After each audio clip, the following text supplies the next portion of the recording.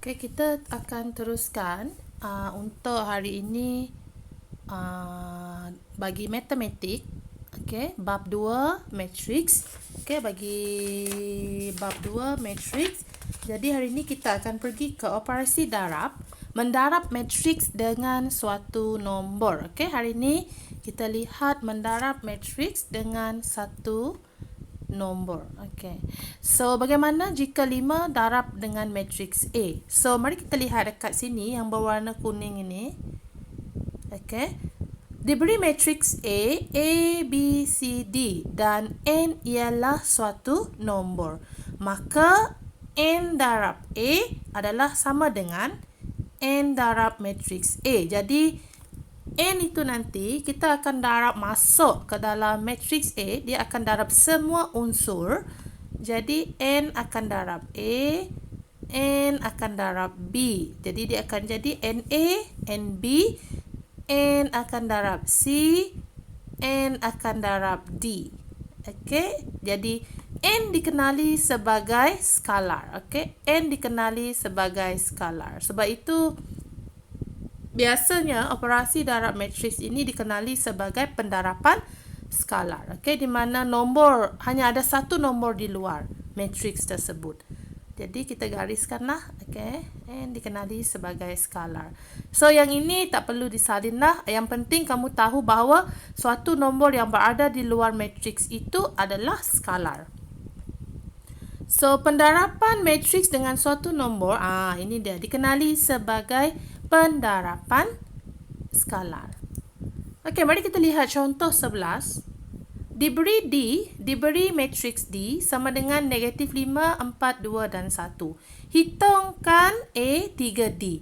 3D bermaksud 3 didarab dengan matriks D. Jadi dia akan darab masuk 1 per 1. Pendarapan skalar ini senang. Okey, dia akan darab skalar dekat depan ini dengan semua unsur di dalam matriks D. So 3 darab negatif 5, negatif 15.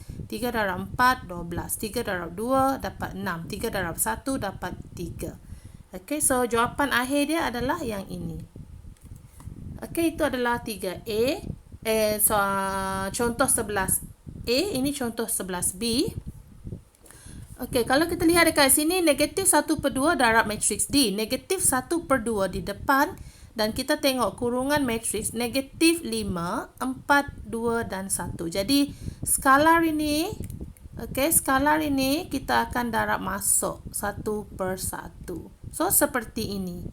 So jawapan akhir dia adalah dalam bentuk pecahan. Yang ini cikgu nak, kalau kamu ragu-ragu nak kira, kamu gunakan kalkulator.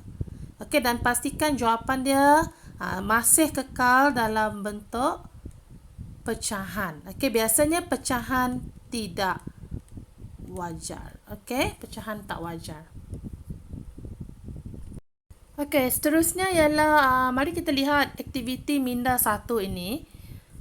Meneroka hukum operasi aritmetik dalam penambahan dan penolakan matriks. So, ada 4 jenis hukuman dekat sini. Yang pertama ialah hukum kalis tukar tertib. Kalau A, matriks A tambah matriks B, sama juga maksud dia dengan matriks B tambah matriks A.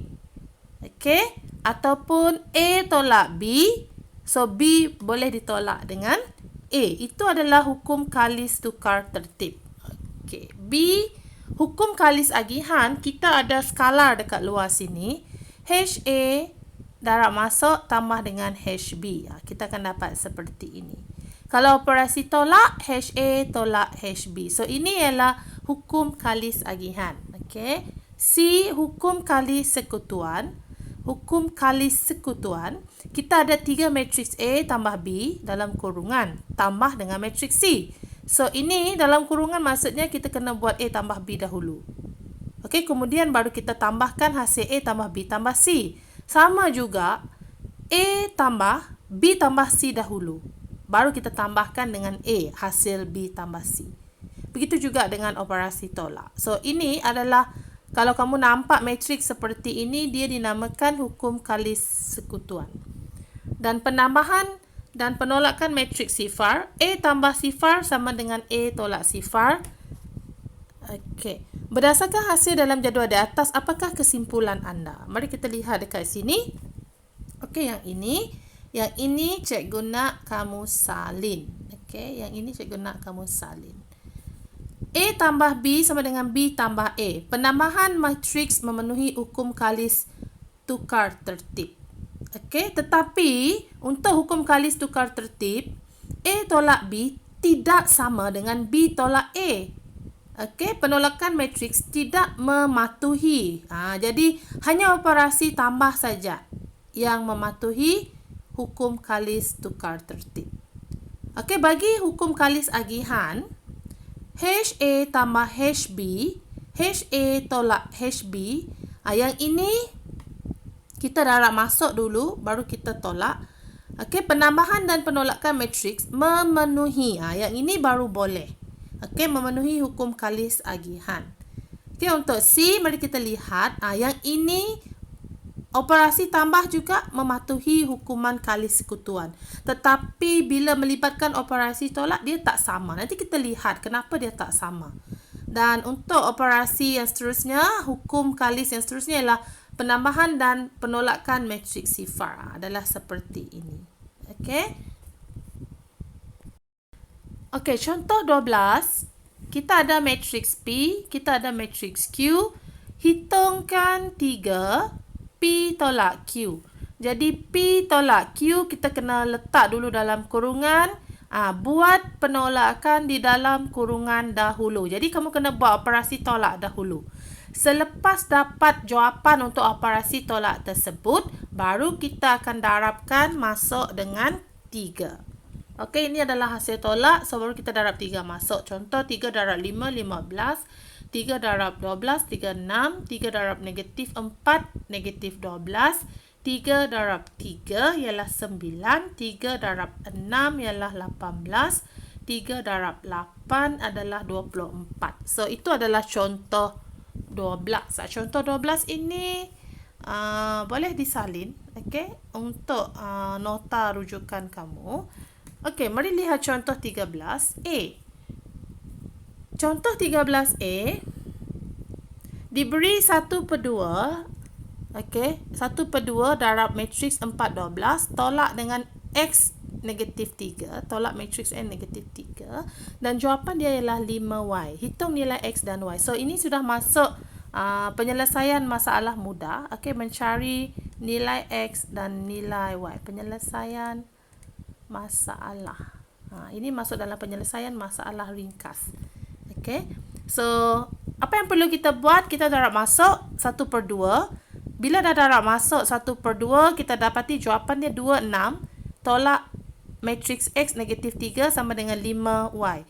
So, kita boleh buat dekat sini. Kita tahu 2 tolak X. Okey, 2 tolak X adalah sama dengan 5. So, negatif X 2 bawa pergi sebelah jadi 5 tolak 2. So, negatif X sama dengan positif 3. So, kita letak negatif di sebelah sini. Sebab itu jawapan dia negatif 3. Untuk cari nilai Y daripada matriks ini, kita ada 6 tolak negatif 3. Okey, cikgu gunakan pen yang berlainan warna. Okey, 6. Kita guna warna ini. Okey. 6 tolak negatif 3. 6 tolak negatif 3 sama dengan Y. So, 6 negatif adalah positif. Okey, so sebab itu Y jawapan dia adalah sama dengan 9. Itu adalah contoh 13B.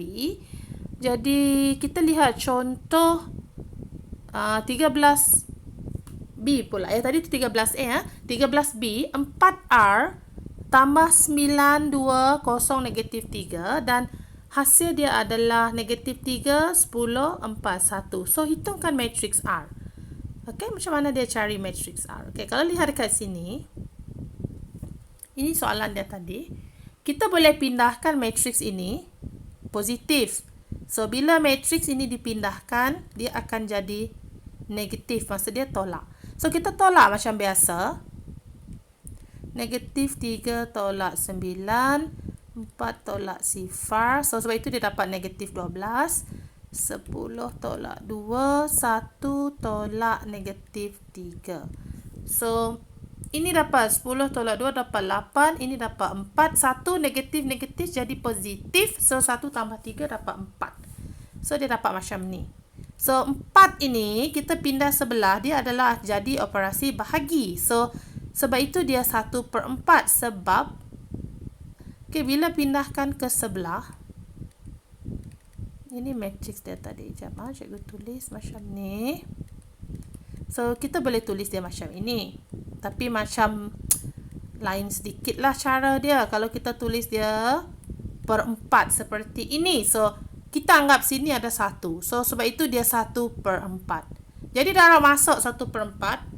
Kita darab masuk 1/4 ke dalam matriks ini. 1/4. Darab negatif 12, negatif 3. 1/4 darab 4, 1. 1/4 8 akan dapat 2. Dan 1/4 darab 4 akan dapat 1. So, itu jawapan untuk contoh 13B. Seterusnya contoh 14 adalah penyelesaian masalah juga. Dia menggunakan jadual. Purata bilangan kenderaan di suatu kawasan parkir untuk setiap hari. Yang ini adalah setiap hari. Mana pen cikgu tadi? Untuk setiap hari, maksud dia untuk 5 hari lah. Setiap hari bekerja. Setiap 5 hari bekerja diwakili oleh jadual X. So, ini adalah hari bekerja. So, hari bekerja ini hari 5 hari. 5 hari bekerja. Dan jadual Y mewakili purata bilangan kenderaan pada hujung minggu. Hujung minggu kita hanya ada 2 hari saja, iaitu Sabtu dan Ahad. So, ini ada 2 hari. Ini adalah purata kereta dan motosikal pada 2 hari. So, jadual X ialah purata motosikal dengan kereta pada 5 hari. So, soalan dia, hitung bilangan kenderaan yang parkir di kawasan tersebut dalam seminggu. So, apa yang kita perlu buat? Untuk X, kita kena jadikan dia matriks. Jadual X ini kita kena tukar kepada matriks. So, dia akan jadi 42, 20, 8 dan 11. Berapa hari? 5 hari. So, untuk Y, kita boleh tukar dia kepada matriks. Dia akan jadi 25. Ini 12. Ini 5. Ini 3. So, dia nak 2 hari. Jadi, kita lihat cara kerja dia. Dia nak minta jumlah. Jadi, kalau jumlah, kita kena buat operasi tambah. So, dekat sini, kita lihat 5X tambah 2Y. 5 hari bekerja, tambah dengan 2 hari pada hujung minggu. So, kita hanya darab masuk saja.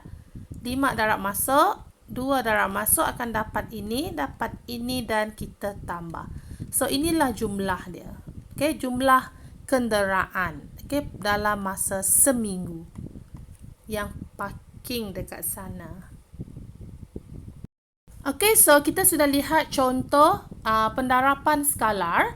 Jadi kita boleh gunakan latihan kendiri 2.2b. Jadi yang ini cikgu nak kamu buat. Jangan tak buat ya.